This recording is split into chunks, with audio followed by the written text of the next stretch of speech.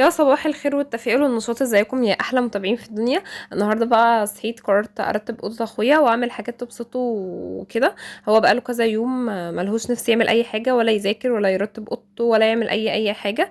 هو في ثانويه وكده فكله يدعي له. هو زهق من الثانويه وزهق من كل حاجه كده لما احنا كلنا اخدنا اجازه، وهو لسه انتوا عارفين بقى فتره الثانويه مفيش اجازات وكده، هي السنه كلها بتبقى مذاكره وكده. فهي جيت على نفسه قوي وبقى ملهوش نفس يعمل اي حاجه وكده. فانا كنت مخططه اعمل النهارده حاجه حتى لو كانت بسيطه تغير موده للاحسن.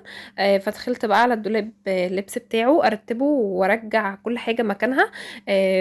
البناطيل طبقتها والتيشيرتات طبقتها وكل حاجه يعني. طبعا بقى لو اي حد عنده اخوه او اخته في الثانويه العامه، او في الثانويه يعني، حاولوا تعملوا حاجه حتى لو كانت بسيطه تبسطهم وكده وتغير من مودهم وتخليهم يتشجعوا يذاكروا كده. واخيرا قربت اخلص خلاص. اخد الدولاب مني حوالي ربع ساعة. خلصته بقى وكده. بدأت بقى احط البناطيل مع بعض والتيشيرتات مع بعض والحاجات التقيلة مع بعض، عشان لما يجي يجيب حاجة من الدولاب وكده تبقى سهل ان هو يجيبها وما ينحكش الدولاب وكله كده. بعدين بقى دخلت على الشباك، زي ما انتم شايفين هو كان مربي حمامتين كده. فكانوا مبهدلين الشباك قوي، فانا كنت عايزه ادخلهم الشباك عشان خاطر ايه، امسح الشباك وكده، امسح الشباك واقفله بقى عشان الجو ليل بقى وسقع وكده. فدخلتهم بقى وبدات ايه، جبت قماشه امسحها وكده.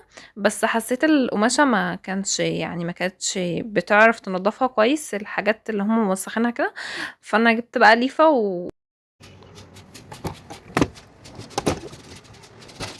وبعدين بقى دخلت على الهدوم اللي ورا الباب اشيلها كلها عشان خاطر اعلقها له على شماعات، عشان كانت لما بتبقى ورا الباب وكده ما كانت بتبقى مزنقه الباب، فما ببقاش عارفه افتح الباب كويس، فعلقتها له على شماعات كل الجواكب بتاعته وكده.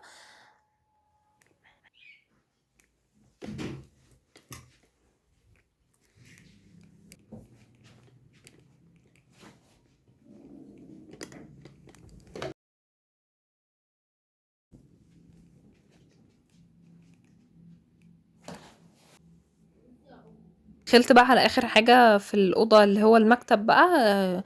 يعتبر اخر حاجه نقص المكتب وخلاص كده. بعدين بقى شلت الكتب كلها اللي هي على المكتب، رتبتها كده وحطيتها على الرفه. وشلت بقى جبت بقى قماشه ومسحت على الاتربه اللي على الكيبورد وعلى السماعه وعلى الماوس وكل حاجه، ومسحت بقى برضو المكتب كويس جدا. دخلت بقى بعد كده عشان ارصص الاقلام في علبه الاقلام بتاعتها وكده. خدت بقى العلبة البامب دي حطيت فيها الأقلام كلتها وكده. وبعدين قلت اخلي الصندوق الأسود ده احط له فيه الستيكي نوتس وكده. بعدين بقى حطيت الأقلام كلتها كده.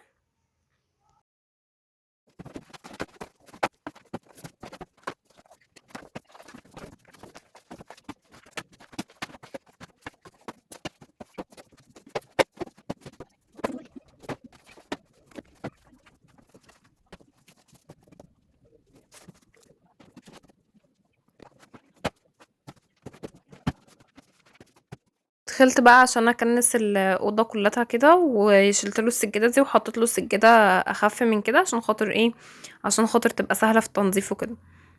وبعدين بقى جبت له شوية حاجات كده بيحبها، سناكس بيحبها يعني، عشان يعني هو بيذاكر كده احتاج سناكس يبقى يلاقيه في الدرج بتاعه كده. آم، بس فبدأت بقى اشيل الحاجات اللي في الدرج دي كلها واحط مكانها الحاجات اللي انا شاريها.